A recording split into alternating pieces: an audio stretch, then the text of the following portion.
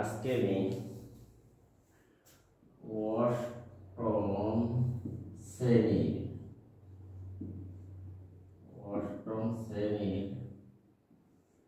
বৃত্তের খুঁটিনাটি বিষয়ে অষ্টম শ্রেণী বৃত্তের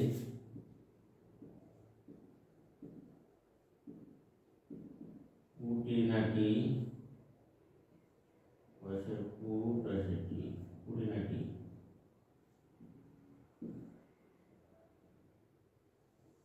এর আরো কিছু বিষয় নিয়ে আলোচনা করব বৃত্ত সম্পর্কিত। তোমরা একটু মনোযোগ সহকারে শোনো প্রিয় শিক্ষার্থী বন্ধুরা। আজকে হলো অন্তবৃত্ত। অন্তবৃত্ত কাকে বলে? অন্তবৃত্ত হচ্ছে যদি বৃত্তের ভিতরে অন্তবৃত্ত, ত্রিভুজের বহির্বৃত্ত, ত্রিভুজের অন্তবৃত্ত,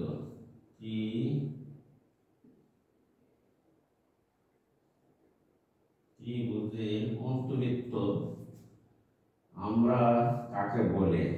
যদি কোনো ত্রিভুজের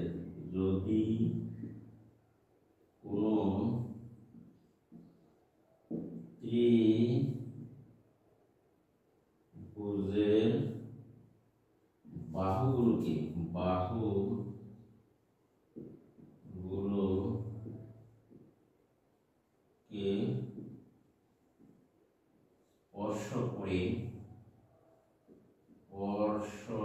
করে বৃত্ত অঙ্কন করা হয়।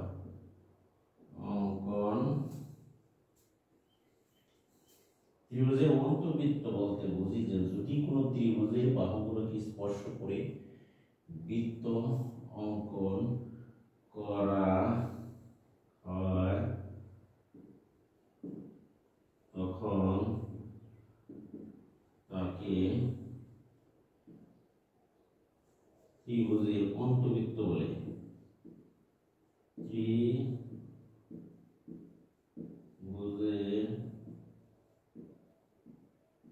অন্তবৃত্ত বলে। অন্তবৃত্ত বলা হয় বা অন্তর্বৃত্ত, ত্রিভুজের অন্তর্বৃত্ত বলা হয়।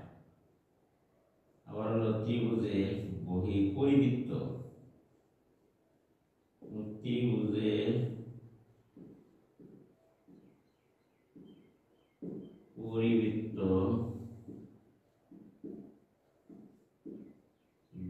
হলো ত্রিভুজের পরিবৃত্ত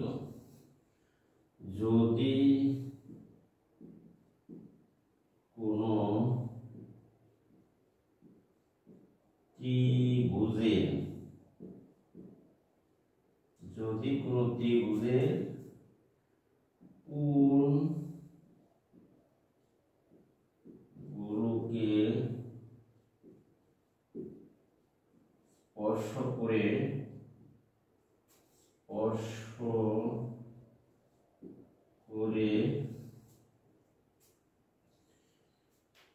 বৃত্ত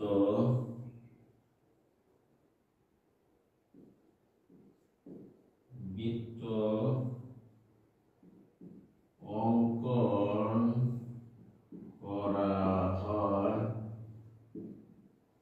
তখন তাকে পরিবৃত্ত বলা হয়। পরিবৃত্ত বলা হয়।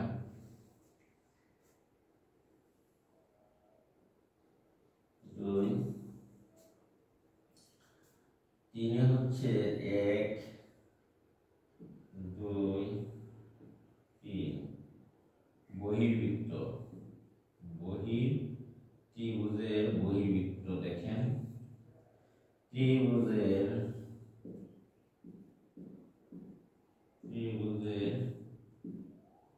বহির্বৃত্ত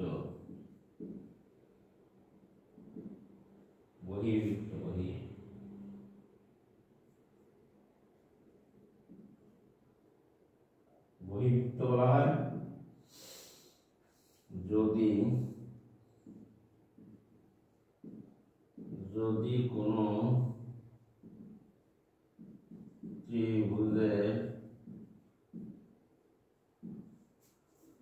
দুই বাহুকে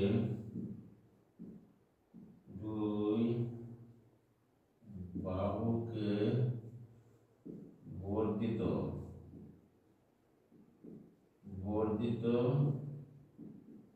করলে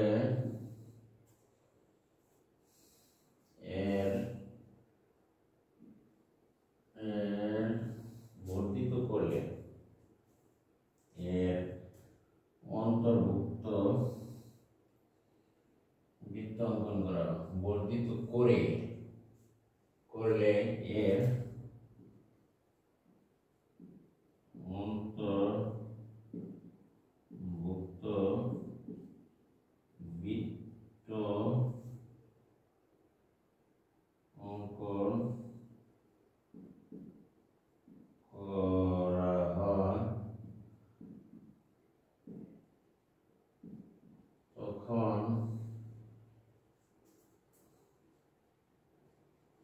তাকে ত্রিভুজের বহির্বৃত্ত বলা হয়। বহির্বৃত্ত বলা হয়। এখন চিত্র খেয়াল করো। অন্তর্বৃত্ত, মনে করো একটা ত্রিভুজ, এই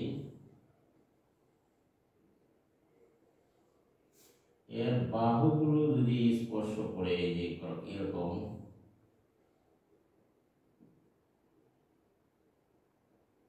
তাহলে হবে যেমন এ বি সি।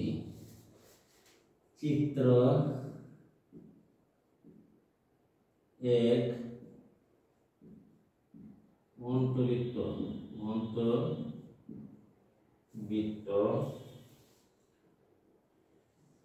যদি এরকম হয়,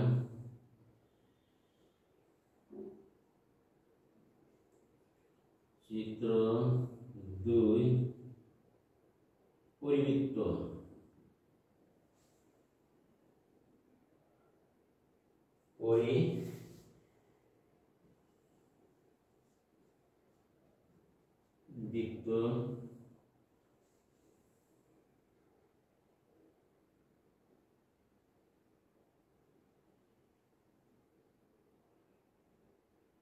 এই হলো পরিবৃত্ত এ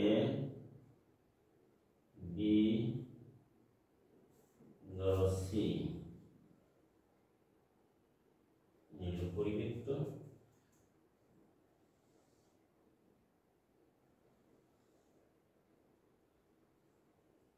এ বি সি।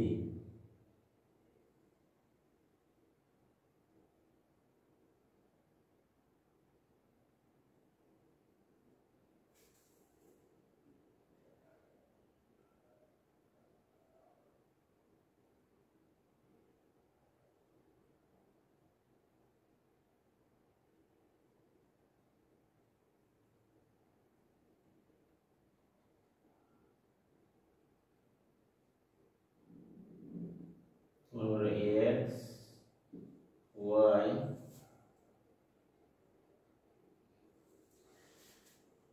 চিত্র তিন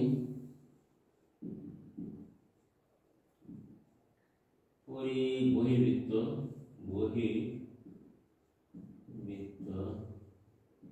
এই। তাহলে আমরা আজকে কি বুঝতে পারলাম? ত্রিভুজের অন্তর্বৃত্ত, যদি কোনো ত্রিভুজের বাহুগুলোকে স্পর্শ করে বৃত্ত অঙ্কন করা হয় তখন তাকে ত্রিভুজের অন্তর্বৃত্ত বলা হয়। থেকে 2 নম্বর হচ্ছে ত্রিভুজের পরিবৃত্ত, যদি কোনো ত্রিভুজের কোণগুলোকে স্পর্শ করে বৃত্ত অঙ্কন করা হয় তখন তাকে পরিবৃত্ত বলা হয়। ত্রিভুজের বহির্বৃত্ত, যদি কোনো ত্রিভুজের দুই বাহুকে বর্ধিত করলে এর অন্তর্ভুক্ত বৃত্ত অঙ্কন করা হয়, তখন তাকে অর্থাৎ ত্রিভুজের বহির্বৃত্ত বলা হয়। নিচের চিত্রে চিত্র 1 দেখানো হচ্ছে এবিসি একটি অন্তর্বৃত্ত, 2 চিত্র নম্বর এবিসি একটি পরিবৃত্ত এবং চিত্র 3 এর বহির্বৃত্ত দেখানো হচ্ছে। প্রিয় শিক্ষার্থী, এখন আমরা যাব তোমাদের জন্য ওই পরিবৃত্ত এবং বৃত্তকলা কাকে বলা হয়। তাহলে বৃত্তকলা তোমরা এটুকু একটু খেয়াল করো। আমরা এটুকু হচ্ছে বৃত্তের পরিহারী বিষয় তোমাদেরকে আমি জানিয়ে দিব, তোমরা একটু খেয়াল করো। অবশ্যই তোমরা বৃত্ত সম্পর্কিত সম্পূর্ণ ধারণা পেয়ে যাবে ইনশাআল্লাহ। তোমরা একটু ভিডিওটি ভালো করে খেয়াল করো এবং চ্যানেলটিকে সাবস্ক্রাইব করো, পাশে থাকা বেল আইকনটি বাজিয়ে দিবা।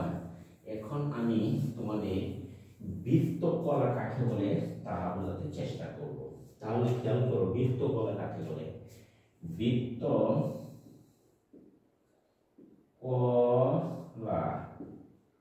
বৃত্তকলা কাকে বলে আমরা আগে প্রথমে যে জানি একটা নির্দিষ্ট বিন্দুকে কেন্দ্র করে চতুর্দিকে সমান দূরত্ব বজায় রেখে যে আবদ্ধ বক্ররেখা অঙ্কন করা হয় তাকে বৃত্ত বলা হয়।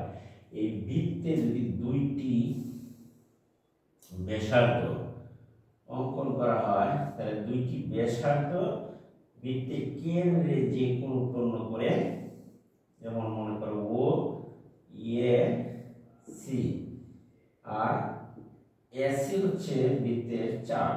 এসি হলো বৃত্তের চাপ, এস দ্বারা প্রকাশ করা হয়। আর ব্যাসার্ধ ব্যাসার্ধ ব্যাসার্ধ আর এদিকে হচ্ছে তোমার ব্যাসার্ধ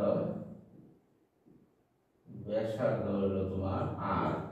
তাহলে এটি হলো থিটা কোণ যদি হয়, আমরা বলতে পারি বৃত্তকলা কাকে বলে। যে বৃত্তকলা হচ্ছে যে বৃত্তের দুটি চাপ যদি বৃত্তের কেন্দ্রে ব্যাসার্ধ বৃত্তের দুটি চাপ বৃত্তের কেন্দ্রে যে কোণ উৎপন্ন করে, বৃত্তের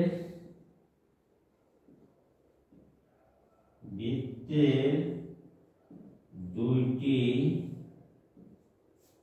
ব্যাসার্ধ বৃত্তের দুইটি খেয়াল করো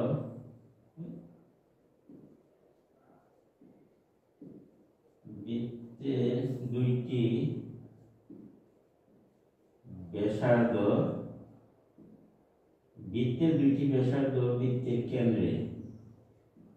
বৃত্তের কেন্দ্রে যে কোণ উৎপন্ন করে তাকে কেন্দ্রস্থ কোণ বলা হয়। কেন্দ্রস্থ কোণ বলা হয়। এই কেন্দ্রস্থ কোণ দ্বারা বৃত্তের ক্ষেত্রে যে অংশ চিহ্নিত হয় তাকে বৃত্তকলা বলা হয়। এই কেন্দ্রস্থ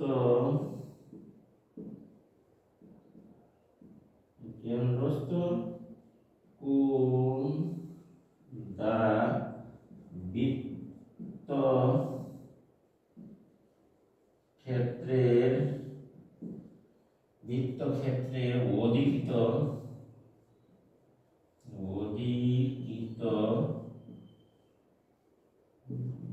অংশকে কেন্দ্রস্থ কোণ দ্বারা, যেমন মনে করো এ ও সি কেন্দ্রস্থ কোণ, এই কেন্দ্রস্থ কোণ দ্বারা অধিকৃত অংশকে বৃত্তকলা বলা হয়। বৃত্তকলা বলা হয়। চিত্রে এ ও বি একটি বৃত্তকলা। এ ও বি হচ্ছে বৃত্তকলা। এই বৃত্তকলার থেকে আমরা আর এসি হলো বৃত্তচাপ, কেন্দ্রে অধিকৃত অংশকে বৃত্তকলা বলা হয়। তাহলে এ ও সি হচ্ছে বৃত্তকলা। এ ও সি বৃত্তকলা কেন্দ্রে থিটা কোণ উৎপন্ন করে। এ ও সি ক্ষেত্রটুকুকে বৃত্তকলা বলা হয়। চিত্রে ক্ষেত্রে তোমার এ ও সি অংশকে বৃত্ত কলা বলা হয়, বৃত্তকলা বলা হয়। এখানে ব্যাসার্ধ ও সি, এখানে ব্যাসার্ধ, বৃত্তের ব্যাসার্ধ হচ্ছে এ ও এবং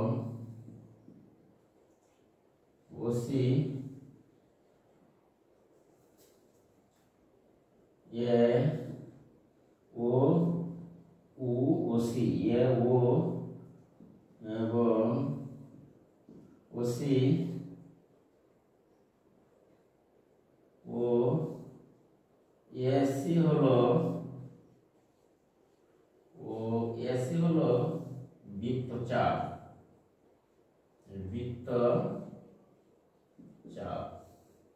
তাহলে এসি হলো বৃত্তচাপ।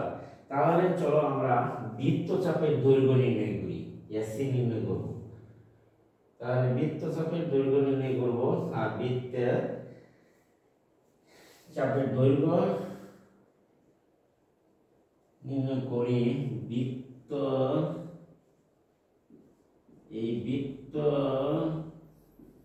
চাপের দৈর্ঘ্য নির্ণয়, যেমন এখানে এসি হলো বৃত্তচাপ, এসি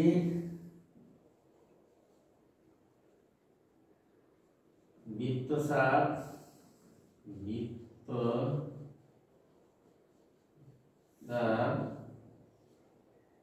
সমান হলো তোমার এসি, আর কেন্দ্রে উৎপন্ন কোণ,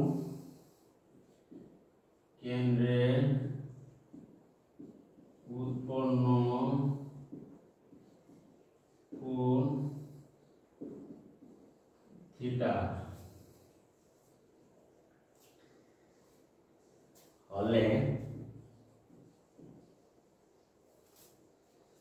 সুতরাং লেখা যায়, আমরা লিখতে পারি যে এখানে বৃত্তচাপ এসি সমান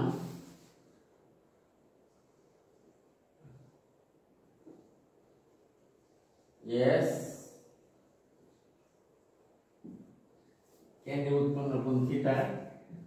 সুতরাং আমরা লিখতে পারি বৃত্তকলার ক্ষেত্রফল,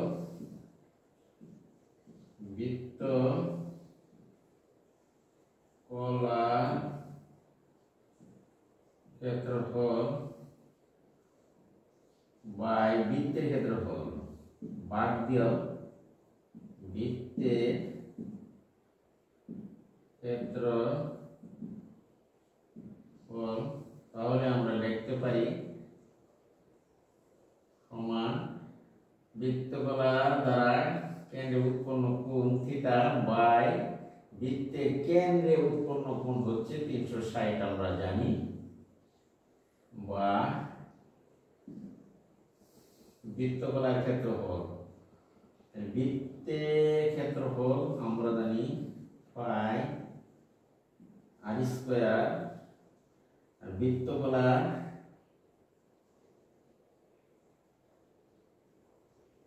চাপের দৈর্ঘ্য, বৃত্ত চাপের দৈর্ঘ্য,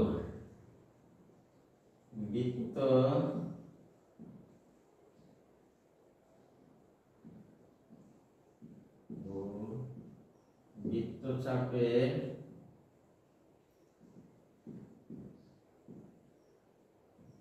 দৈর্ঘ্য, বৃত্তচাপের দৈর্ঘ্য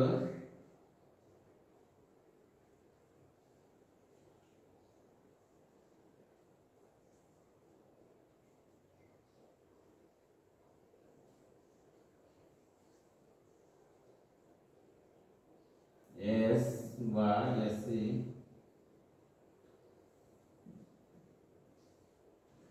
360 ডিগ্রি বাই থিটা, চাপের দৈর্ঘ্য হলো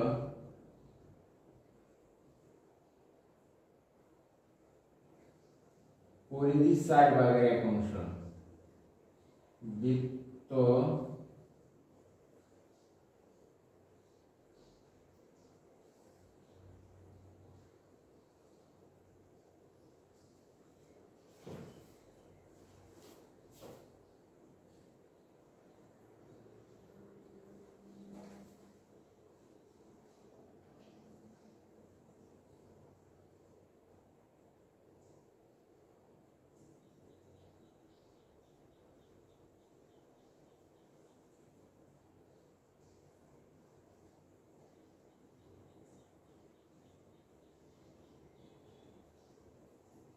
বৃত্তচাপের দৈর্ঘ্য বৃত্তের পরিধি।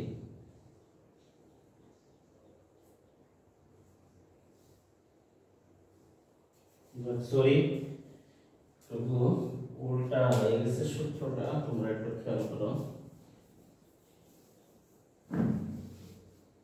এইভাবে সূত্রটা হবে তোমার, তাহলে আমরা উপরে যাই না, চলো বৃত্তচাপের দৈর্ঘ্য নির্ণয় করলে আমরা একটু মুছি।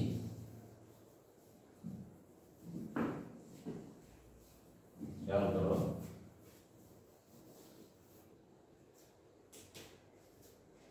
বৃত্তচাপের দৈর্ঘ্য বাই বৃত্তের পরিধি, বৃত্ত সুতরাং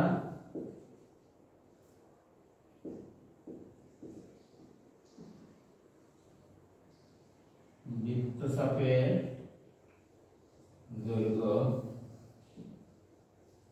বৃত্ত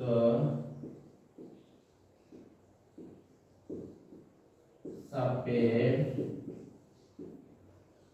দৈর্ঘ্য বাই বৃত্তের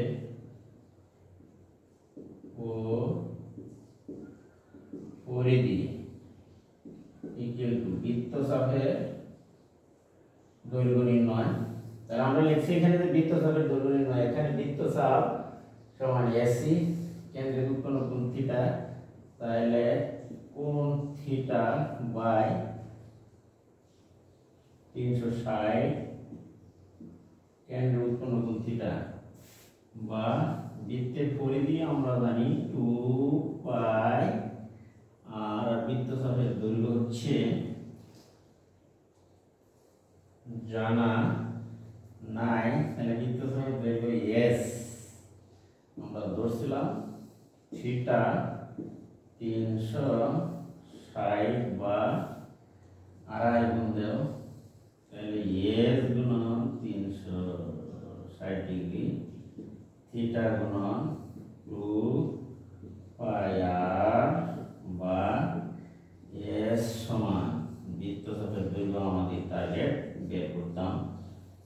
তাহলে 360 এর থিটা গুণন 2 পাই আর, কাটাকাটি করলে আমরা লিখতে পারি 2 দিয়ে কাটলে 180, তাহলে আমরা বৃত্তচাপের দৈর্ঘ্যের সূত্র পেলাম 180 উপরে থিটা পাই আর, এই হলো বৃত্তচাপের দৈর্ঘ্য নির্ণয়ের সূত্র।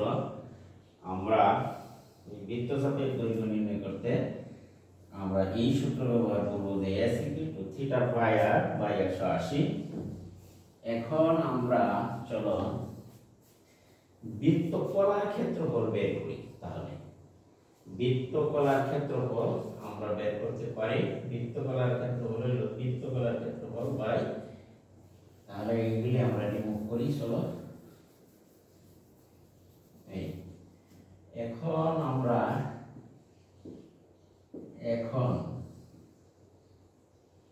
এই ধরো আমরা বৃত্ত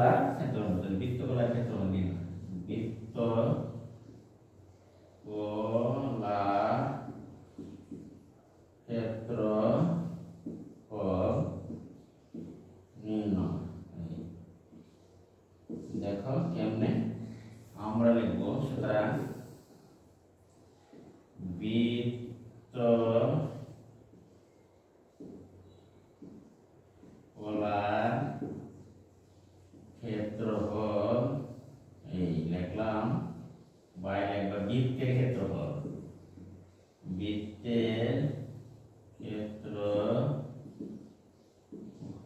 সমান থিটা বাই 360 ডিগ্রি। তাহলে বৃত্তকলার ক্ষেত্রফল, বৃত্তের ক্ষেত্রফল পাই আর স্কয়ার, আর বৃত্তকলার ক্ষেত্রফল তোমার হচ্ছে বৃত্তের ক্ষেত্রফল পাই আর স্কয়ার, বৃত্তকলার ক্ষেত্রফল আমাদের জানা নাই। বৃত্তকলার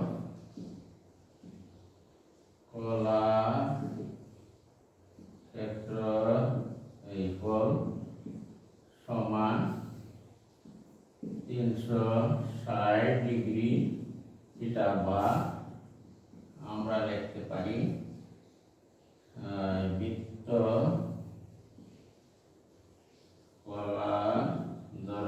ক্ষেত্রফল, সরি এখন আড়াই গুণ দেও, আড়াই গুণ দিলে থিটা গুণন পাই আর স্কয়ার, আর এদিকে 360 ডিগ্রি বৃত্তকলার ক্ষেত্রফল। এখন আমরা সূত্রে যদি বৃত্তকলার মান, থিটার মান এবং পায়ের মান, আর এর মান বসিয়ে দিই, তাহলে আমরা চিত্র হইতে বৃত্তকলার ক্ষেত্রফল পেয়ে যাবো এই সূত্রটি ব্যবহার করে। আল্লাহ হাফেজ, সকলে ভালো থাকো। আর আমার ভিডিওটি তোমাদের কাছে ভালো লাগে তাহলে চ্যানেলটিকে সাবস্ক্রাইব করো এবং পাশে একটা বেল আইকনটি বাজিয়ে দিও। খুদা হাফেজ।